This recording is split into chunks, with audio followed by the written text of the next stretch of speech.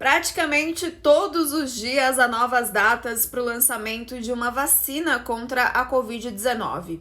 O presidente americano Donald Trump chegou a pedir que estados se preparem para uma campanha de vacinação antes mesmo das eleições americanas, agora em novembro, ainda que sem mencionar o imunizante em questão. Por outro lado, a Rússia foi o primeiro país a registrar uma vacina contra o SARS-CoV-2 antes dos testes da fase 3, que normalmente duram meses e envolvem milhares de pessoas. A liderança russa no desenvolvimento de uma vacina parece não ter agradado o Ocidente e se tornou mais um componente nessa verdadeira corrida política e também financeira por uma vacina contra o vírus. Hoje nós vamos entender o que essa disputa pela vacina ideal escancara, quais são as reais chances de uma vacina ser aprovada antes de 2021, qual farmacêutica e qual país deve sair na frente, se é que já não podemos considerar que a Rússia tenha levado a melhor nessa história. A conversa de hoje conta com a participação ilustre do professor Günter Hodzit, que é doutor em ciência política pela Universidade de São Paulo e professor de relações internacionais da ISPM. Você já sabe, antes da gente começar a nossa conversa, deixa o seu like, se tiver alguma dúvida ou alguma sugestão, comenta aqui embaixo. Sejam todos muito bem-vindos.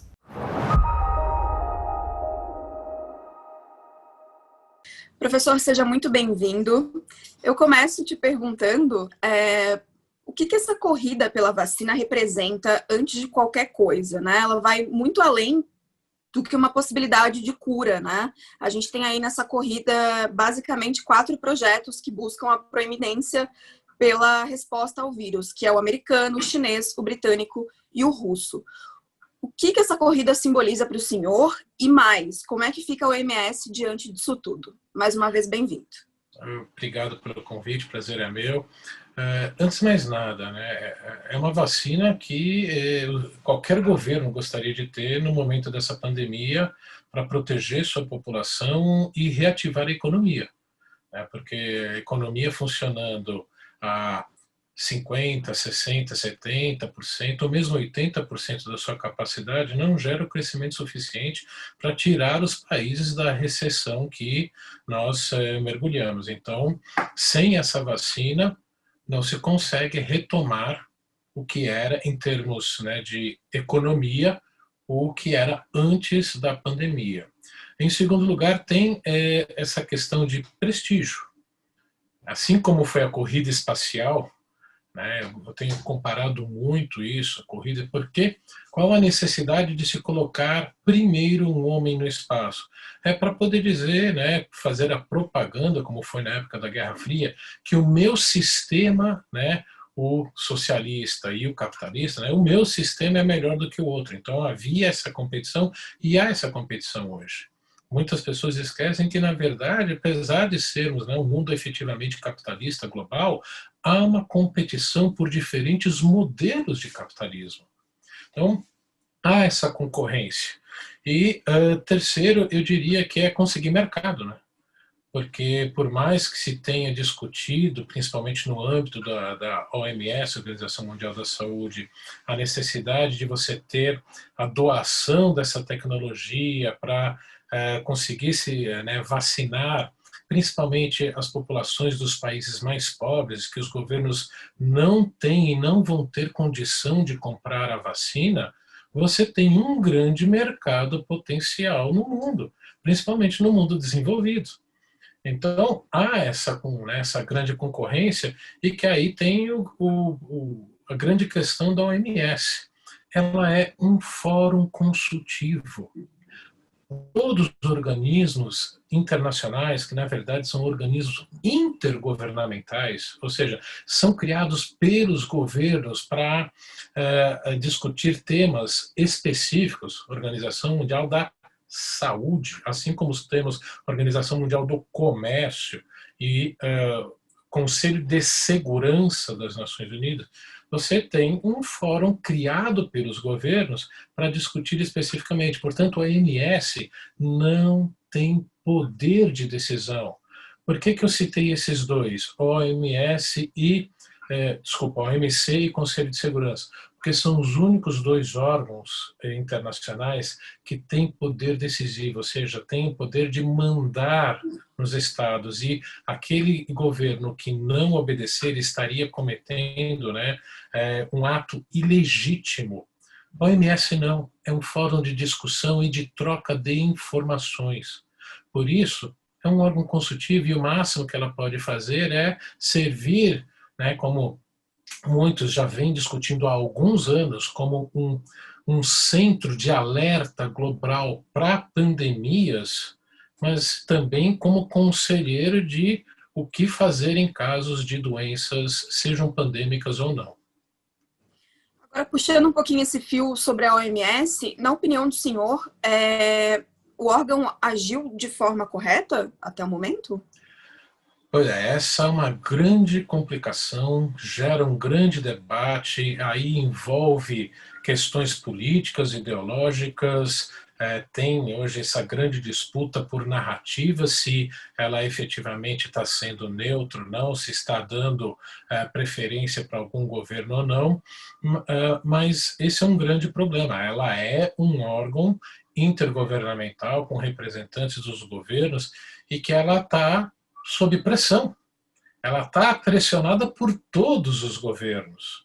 E lógico que tem os seus jogos políticos, as alianças políticas que existem na diplomacia global funcionam dentro desses órgãos.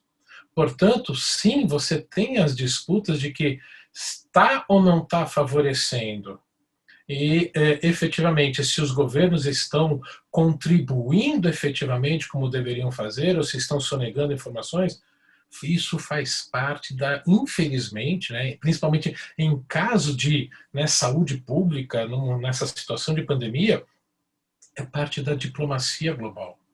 Então, as pessoas têm que ter isso muito claro em mente. Os países disputam influência em todas as áreas, até mesmo na saúde.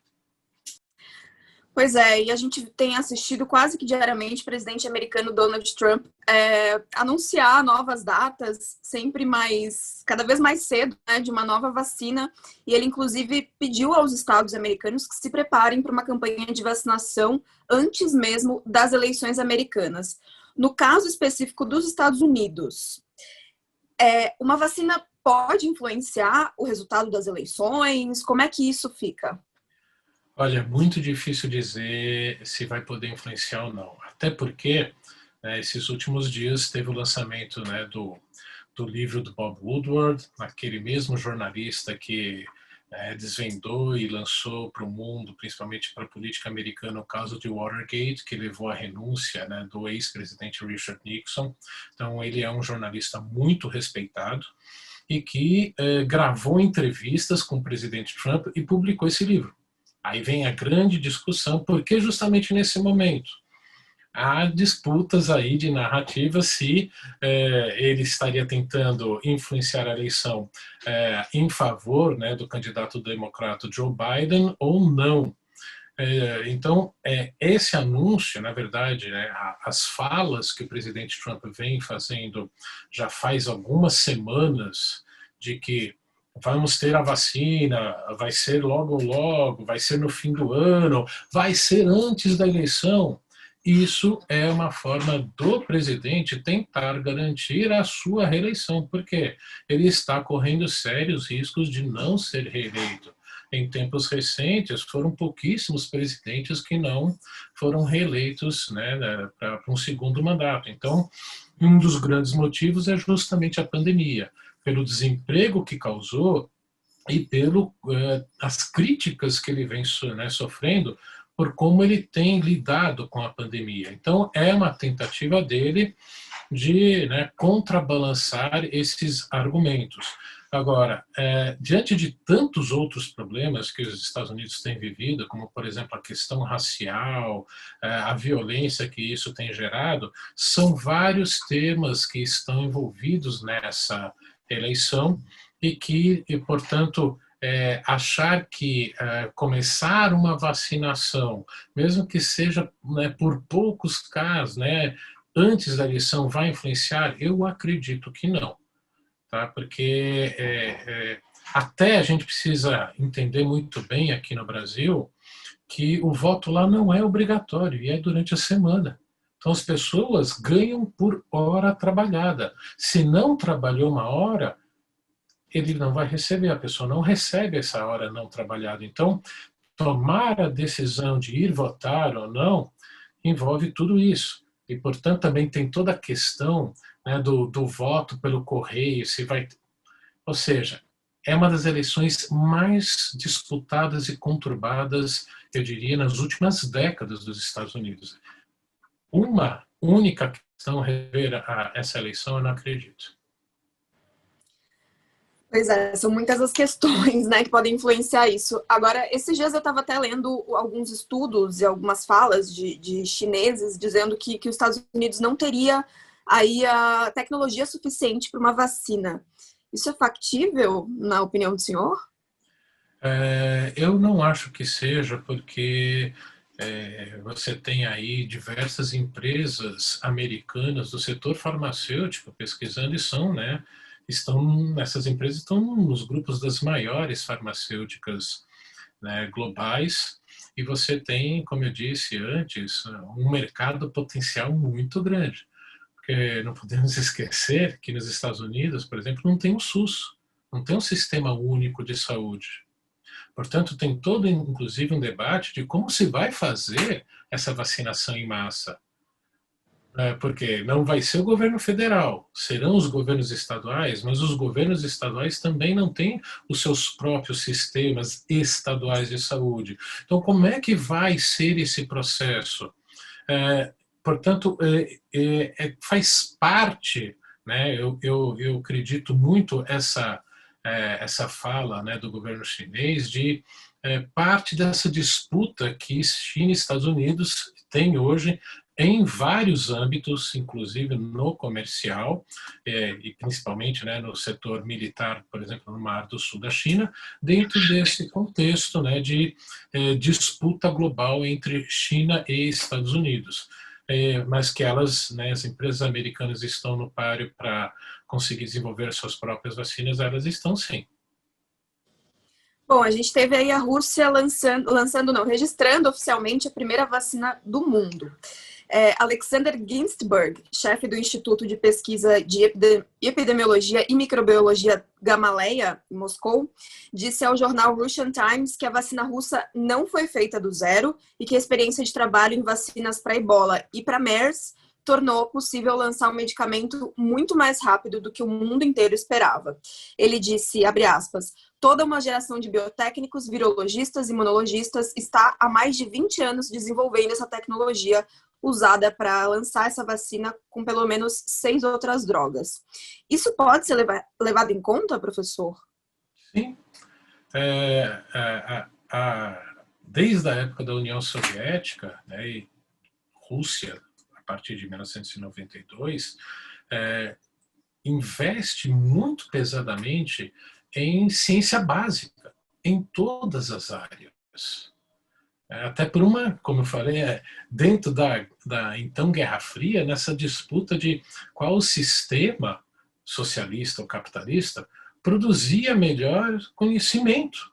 Eles botavam o número, né, de indicados a prêmios Nobel. Então, desde a época da União Soviética, a ciência básica russa é muito forte. E que, portanto, é uma imagem que se tem em relação à Rússia, né, aqui, né, no Ocidente, de que é um país atrasado em todos os termos, é uma imagem que os Estados Unidos buscaram construir dentro dessa disputa. Então, eu acredito sim, eles têm ciência básica para isso. Agora, os protocolos de segurança que são recomendados pelo OMS e por vários outros organismos, né, nacionais de seguir as 3 etapas de vacinação, aí sim você tem, muito provavelmente, né, um protocolo russo que não seja tão rígido quanto os ocidentais, porque há uma forma de se encarar, né, inclusive a vida, os processos decisórios na Rússia, que são bem diferentes de certos valores e princípios ocidentais. Eu falo Uhum.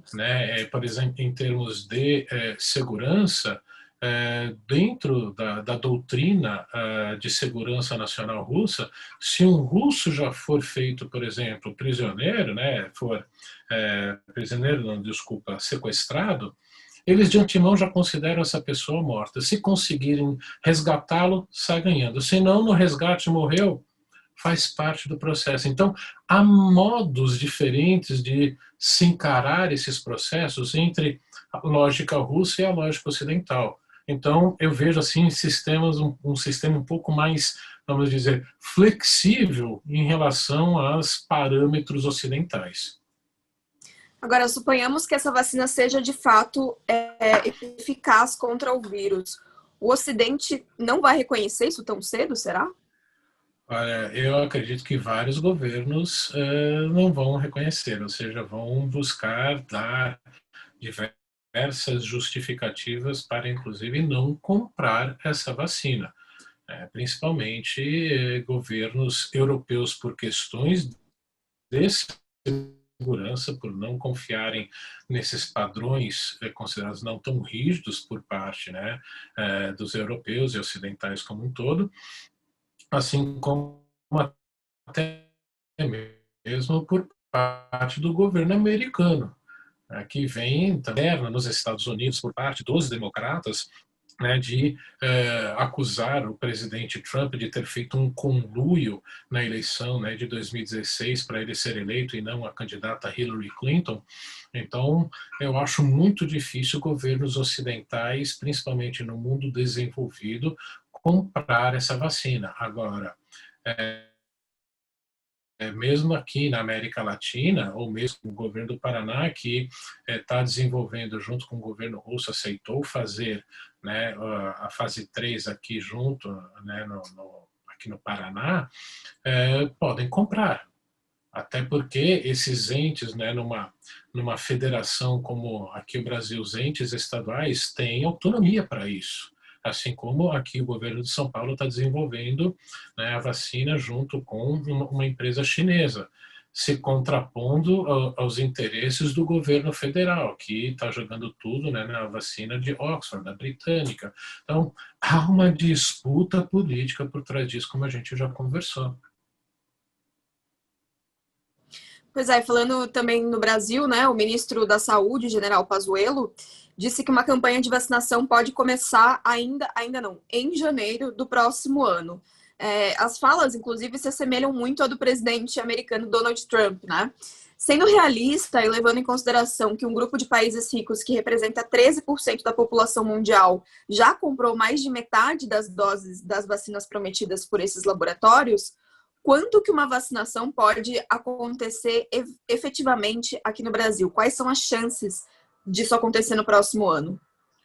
Olha, o que tudo indica, até mesmo se confirmando que a vacina chinesa tem efetividade, for aprovada pela Anvisa, então não podemos esquecer que todas as vacinas que estão sendo testadas aqui no Brasil terão que ter a aprovação pela Anvisa, assumindo que efetivamente ela venha a ser aprovada, o governo aqui do estado de São Paulo está buscando desenvolver uma parte aqui do Instituto Butantan para conseguir produzir em larga escala localmente essa vacina, assim como em Manguinhos, a Fiocruz junto com a de Oxford, com o apoio do governo federal.